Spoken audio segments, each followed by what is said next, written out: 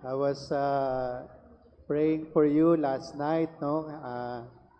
Nandun po ako sa Ateneo. I was celebrating the Easter Vigil for a group of people, no?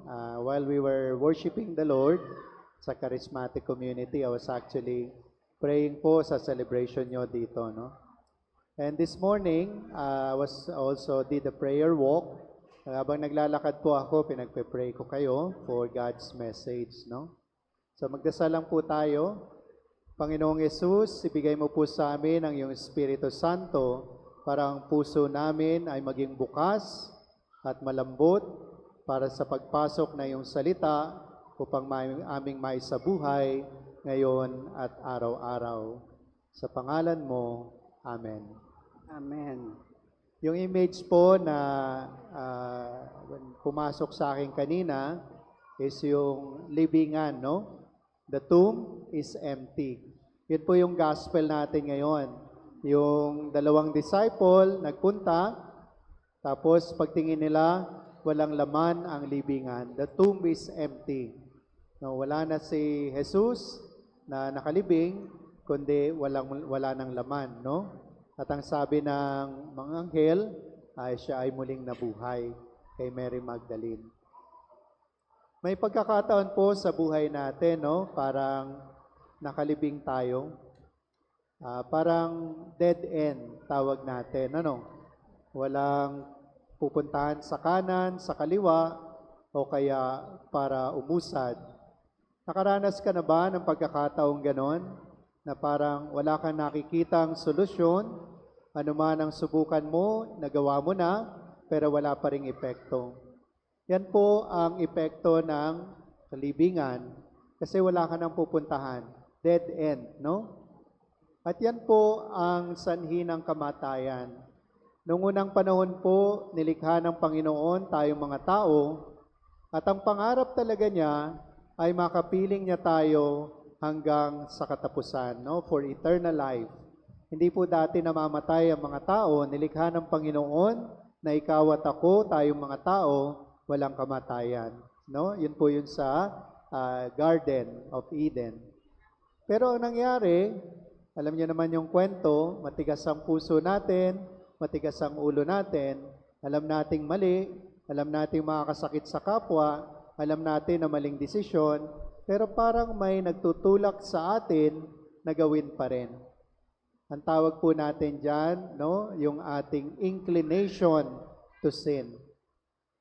No, yan po ang epekto ng original sin, yung inclination natin para magkasala. Parang hinihila tayo, tinutulak tayo sa kasalanan at sa kadiliman.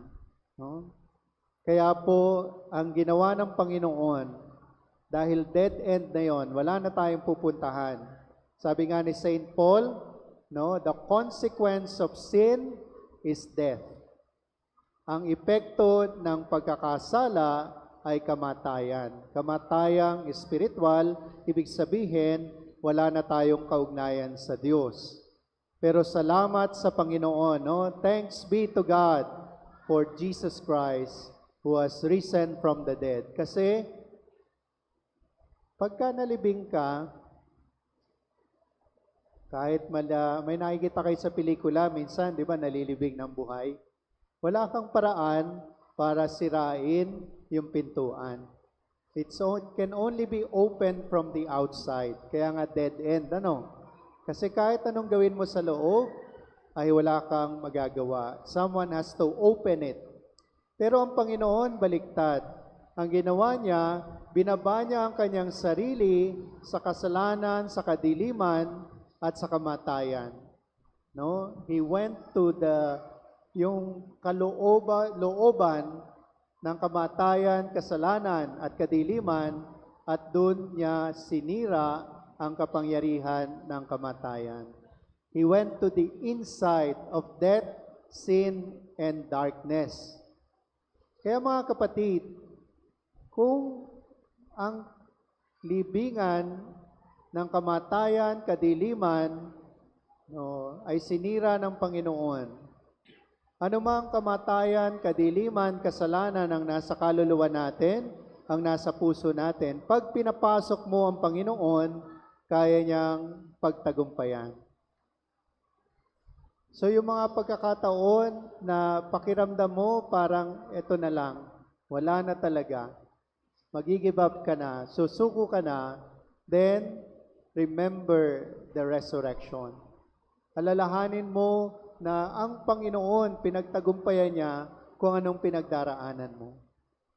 Away sa pamilya, pakiramdam mo, no, yung mga pagkakataon na ginawa mo ng lahat, nagmahal ka, nagbigay ka, pero hindi na ibabalik sa iyo, no? Tapos sumasama na yung loob mo, o kaya yung di pagkakaintindihan, di pagkakaunawaan.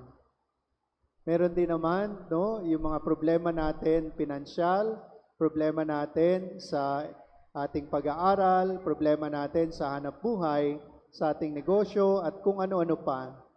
Anumang kamatayan, kadiliman, o sakit, o hirap, o pait ang pinagdaranasan mo, pag pinapasok mo ang Panginoon sa puso mo, sa kaluluwa mo, bibigyan ka niya unang-una lakas ng loob.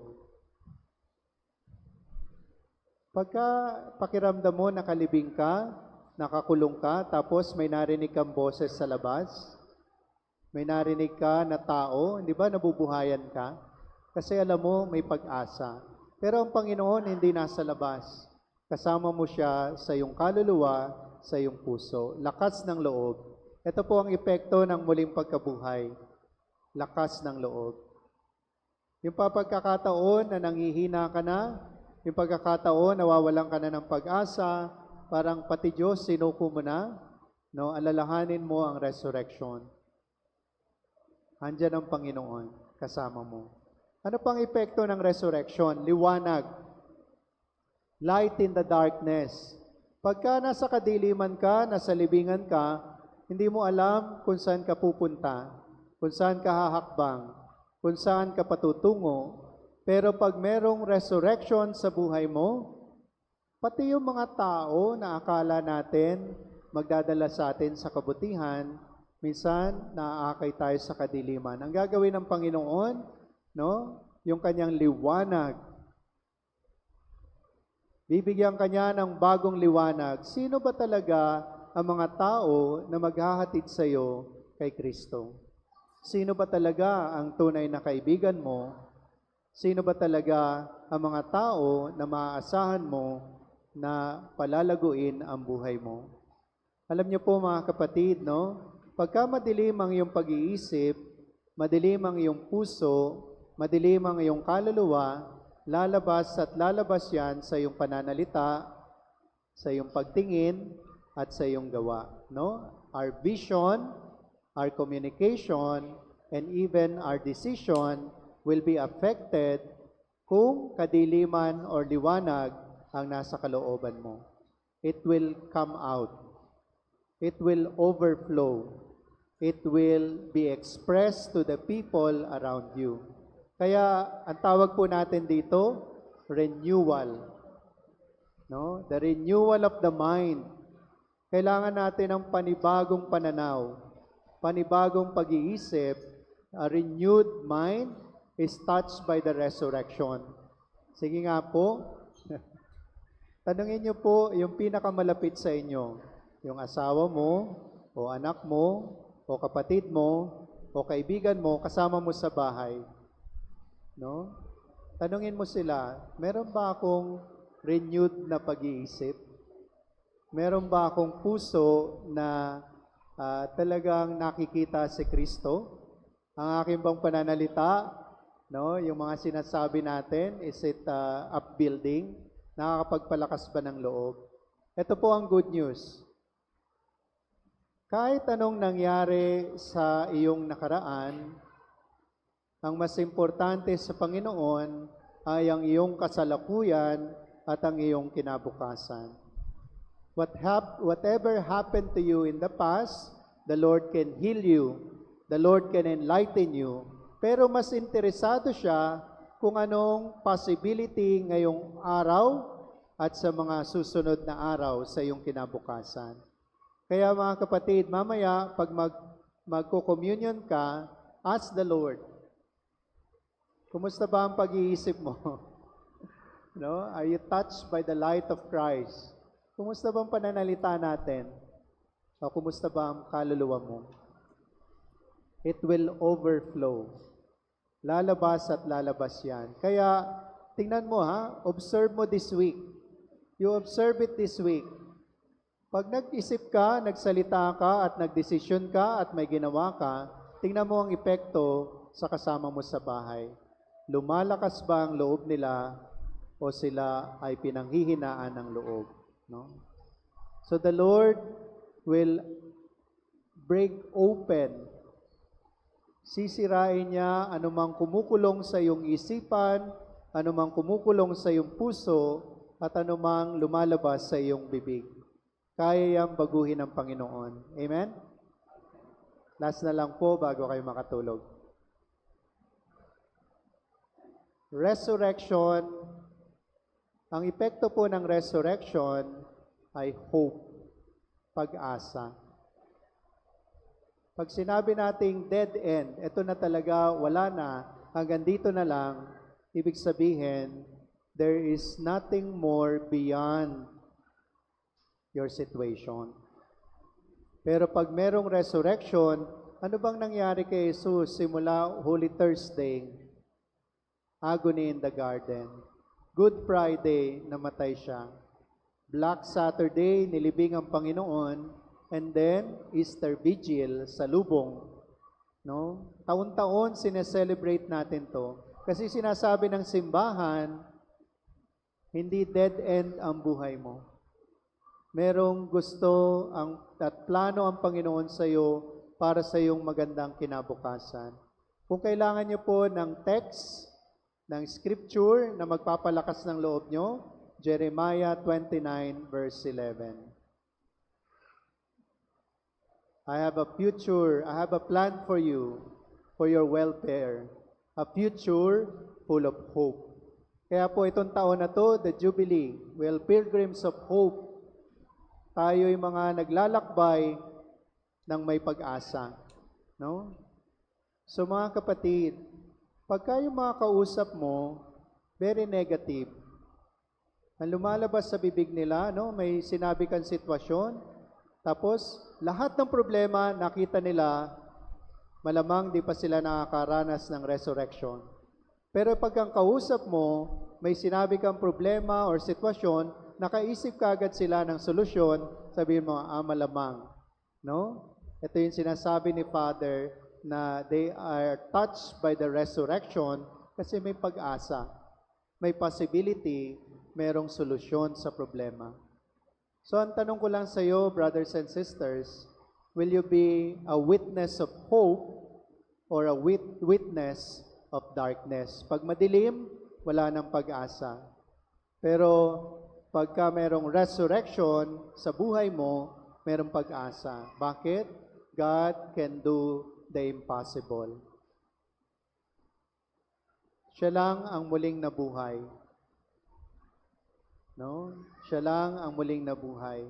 Pag sinasabi ng iba, Father, namatay ako at muling nabuhay, no, maybe that's a near-death experience. Or you have been revived. You have been revived, no? But the resurrection from the dead, tanging Panginoon lamang. No? Kaya very bold ang claim nating mga Kristiyano. Kay Kristo, kahit kamatayan, hindi uubra. Kay Kristo, kahit kadiliman, hindi uubra. Kay Kristo, kahit kasalanan, kanyang pagtatagumpayan. Kaya meron tayong pag-asa. So mga kapatid, kanino ba nakasalalay ang iyong pag-asa? Alam ko, marami sa atin dito may sakit. No? Bigay mo yan sa Panginoon. Lord, ikaw na lang ang aking pag-asa. Yung problema mo sa pamilya, pag-aaway, di pagkakaintindihan, Lord, parang dead end na, wala na akong pag-asa, ikaw na lang ang aking pag-asa. Please, ayusin mo na. Mamaya, pag nag-communion ka, no? Hingi ka ng bagong pag-asa, a new hope, a new presence from the Lord. No? Kasi ang laking bagay para sa atin. So anong epekto ng resurrection? Lakas ng loob. No? Baka kailangan mo ng encouragement. Pangalawa, direction, no? When you experience light, meron kang direction. Alam mo kung saan ka pupunta, alam mo kung saan ka patungo kasi may bago kang isip, bagong puso, bagong kaluluwa. At higit sa lahat, meron kang pag-asa. Kasi alam mo, hindi ito ang katapusan kay Kristo. Kadiliman, kamatayan at kasalanan, kanyang tinalo para sa iyo. Kaya sa Romans chapter 8, kung gusto niyo ng text pa uwi, no? Bible verse pa uwi. Romans chapter 8. If God is for us, who can be against us? If God is for us, who can be against us? Kung ang Diyos ay kapanig natin, sino pa ang lalaban sa atin? Kadiliman, kamatayan, pagkagutom, tabak, walang sino mang makapaghihiwalay sa atin sa pag-ibig ng Diyos kay Kristo Jesus. Romans chapter 8. Walang sino mang makapaghihiwalay sa atin sa pag-ibig ng Diyos kay Kristo Jesus.